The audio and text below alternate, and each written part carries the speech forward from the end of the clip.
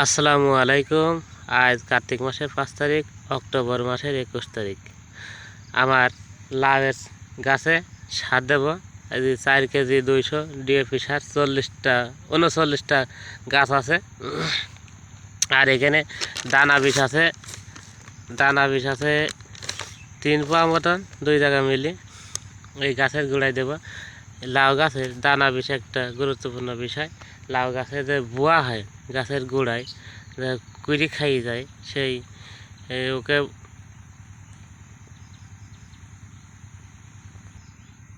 বলা হয় যে কিমড়ি রোগ। এই কিমড়ি রোগটা নিয়ন্ত্রণ করে।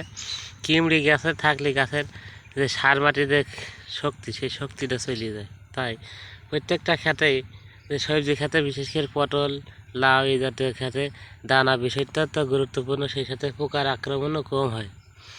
তবে সবচেয়ে বড় বিষয় যে কিমড়িটা প্রতিরোধ করে। কিমড়ি যদি প্রতিরোধ করে তাহলে শতকরা 100% লাউ ভালো টেকবে। আর গাছে যদি খাদ্য খেয়ে ফেলে কিমড়িতে, তাহলে গাছের গোড়া পচে যাবে, বোয়া লেগে নষ্ট হয়ে যায়।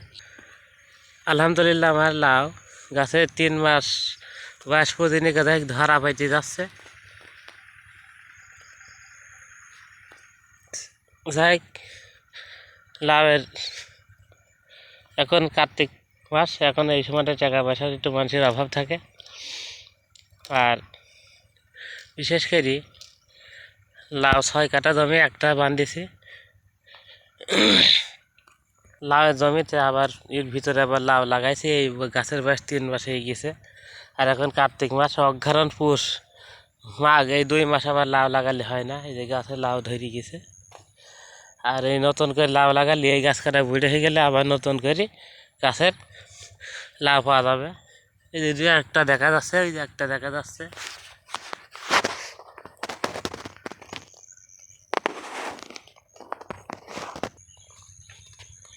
8টা মতন লাউ দেখা যাচ্ছে, 9টা, 10টা লাউ দেখা যাচ্ছে। আর ফেরোমন ফাঁদটা লাউয়ের ক্ষেত্রে খুবই গুরুত্বপূর্ণ।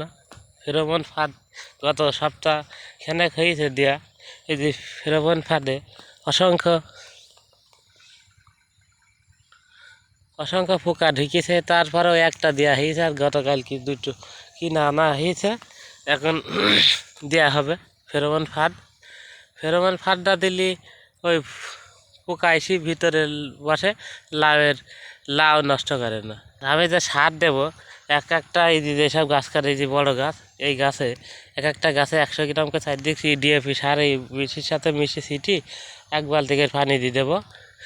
তার পরবর্তীতে গাছ এখন এই ছোটো লাউ গাছ কাটা একটু বড় হয়ে যাবে, সেখন পুরাপুরি সেচ দেবো। যেহেতু এখন কার্তিক মাস, এই মাসের শেষের দিক যাই আর একটা সেচ দেবো সেখন।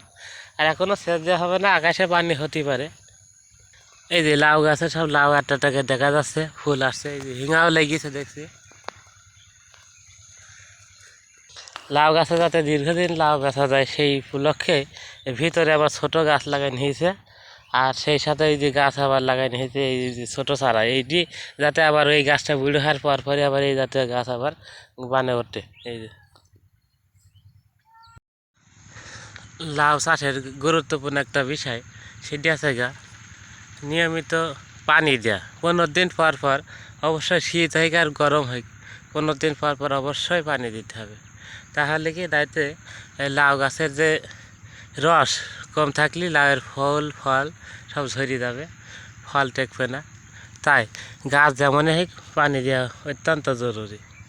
পরিমিত পানি কম হলে ফল সব ঝরে যাবে, পচা লেগে নষ্ট হয়ে যাবে লাউ গাছের।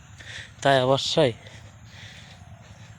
লাউয়ের নিয়মিত পানি দেওয়ার ব্যবস্থা করতে হবে। আর এই গাছের বয়স 3 মাস। বিশেষ করে একটা লাউ খাওয়ার উপযুক্ত হয়েছে, মাশাআল্লাহ। এদিকে 3 মাস কিছুদিন বাকি আছে, লাউয়ের গাছের বয়স 5 দিন বাকি আছে। গাছের একটু ছোটোকালে যত্ন কম হয়েছিল, বান দেওয়া হয়েছিল না বললি, যার জন্যে নাইতে লাউ এখন 15 দিন আগেতেই বেচা কেনা চলতো।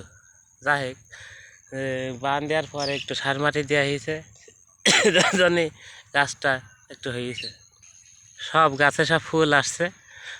যাই হোক, যেমনই হোক, ইনশাল্লাহ ভবিষ্যতে যাতে ভালো ফল ধরে, সে আশায় আছে। 6 কাঠা জমি 33 শতকে বিঘি। আপনার লাউ গাছের একটা গুরুত্বপূর্ণ বিষয় আছে মাদা তৈরি। মাদা তৈরি 10 দিন পরে চারা লাগাতে হবে। ওখানে ডিএপি, টিএসপি, পটাশ, ইউরিয়া, যাবতীয় সব সার, গোবরের সার দিয়ে 2-3 দিনকে কবি থুই দিয়ে 10 দিন পরে চারা বাইরেতে নিয়ে এসে লাগিয়ে পানি দিয়ে দিতে হবে। তাহলে লাউয়ের সারা বছর যে একটা তাজা গাছ গোড়ায় সার দিয়ে তুলি সেটি ভালো হবে। না তো গাছ মেলা দেরি হয়ে যায় বড় হতে, গাছের গোড়ায় বেশি সার দেওয়া যায় না, পরে লাউ গাছ নষ্ট হয়ে যাবে বুঝলি।